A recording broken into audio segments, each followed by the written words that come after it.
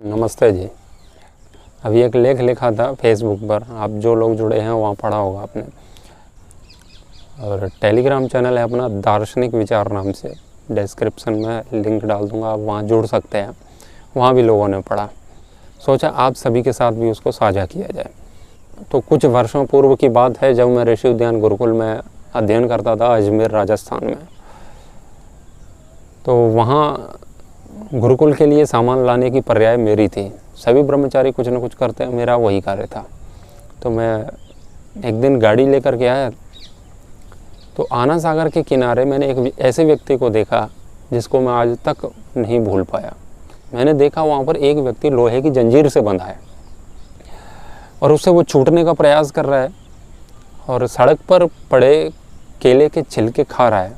कपड़े सारे फटे हुए हैं, स्नान नहीं किया होगा लगता है दिखने से कि एक आध महीने से। बाल काफ़ी बड़े बड़े थे और ऐसे ही थे, बिल्कुल ऐसे ही उड़ रहे थे। मेरे भी हो सकते हैं ऐसे ही तो वो ऐसे ही पागल जैसा दिख रहा था।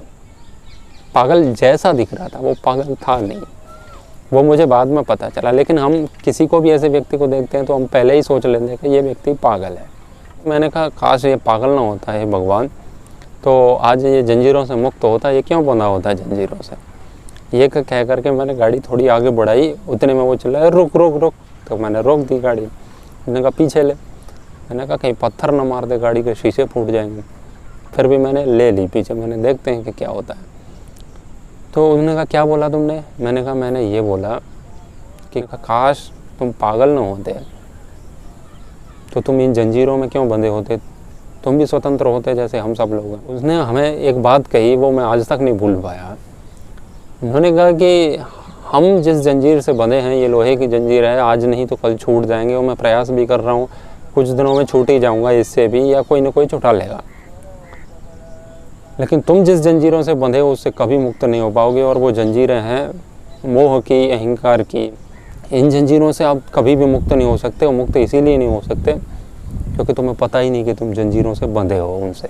मेरी लोहे की जंजीरें ये दिख रही है, तुम्हारी जंजीर है वो तुम्हें दिख नहीं रही है अहंकार के कारण। बस इतना सुना और दिमाग हिल गया। फिर मैं वहाँ से निकला क्योंकि जल्दी से पहुँचना था गुरुकुल में, वो सामान लेके भी जाना था। मैंने कहा कभी लौटूंगा तब इनसे बात करूँगा। तो मैंने बहुत विचार किया। उसके बाद मैंने उनको खोजा भी, लेकिन वो मुझे नहीं मिले वहाँ पर। पता नहीं कहाँ से आए और कहाँ गए। तो ये विचार बहुत जीवन को हिला देने वाला है। वो सत्य बात है, क्योंकि हमारी जो जंजीरें हमें दिखाई ही नहीं दे रही। जो दिखेगा वही तो उन जंजीरों से मुक्त होने का प्रयास करेगा।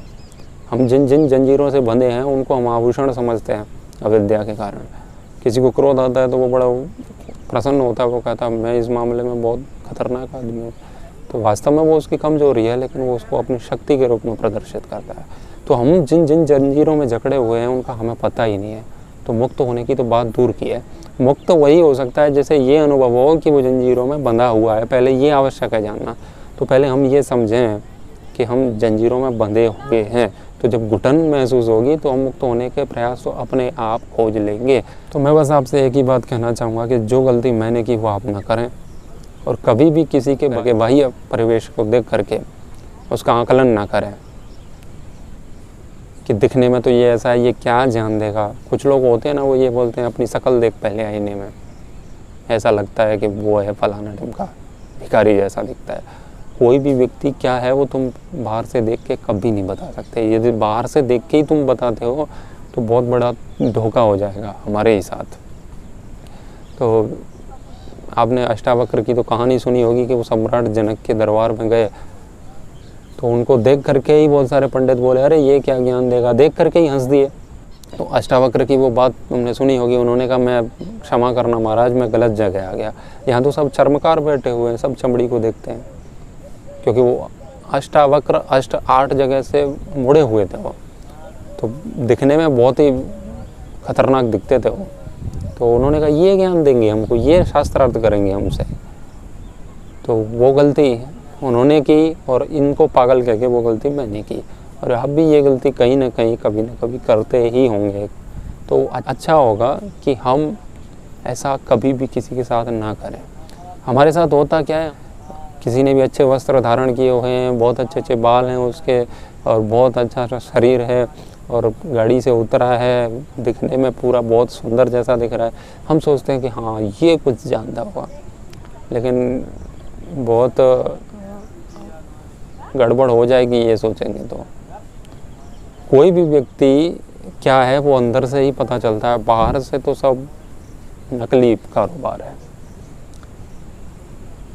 मनुस्मृति में भी महाराज मनु ने कहा है कि बाहर से जो चमड़ी देखते हैं वो शूद्र होते हैं, और जो किसी के अंदर शक्ति देखते हैं वो क्षत्रिय होते हैं, और जो किसी के पास पैसा देखते हैं वो वैश्य होते हैं, और जो किसी का ज्ञान देखते हैं वो ब्राह्मण होते हैं। तो हम किसी के अंदर ज्ञान देखते हैं, हम किसी के मस्तिष्क का आकलन करते हैं, ये क्या जानते होंगे, तो ये ब्राह्मण से संबंधित ये बात है, ज्ञान से संबंधित है। तो हम बाहर के ढांचे से, ये कार्टून से हम किसी का निर्धारण नहीं कर सकते कि कौन है।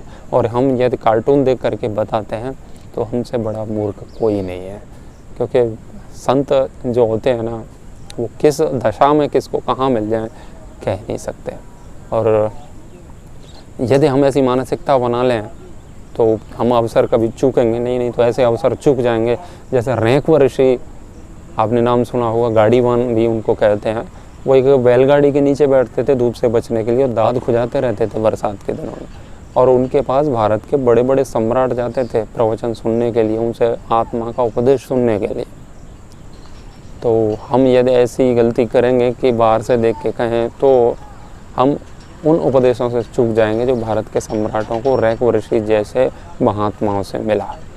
तो हमने तो की थी, बहुत पहले की थी, तब से समझ गए हैं, तो आगे नहीं करेंगे। और आप भी ऐसी गलती ना करें तो बहुत अच्छा रहेगा जीवन के लिए। धन्यवाद।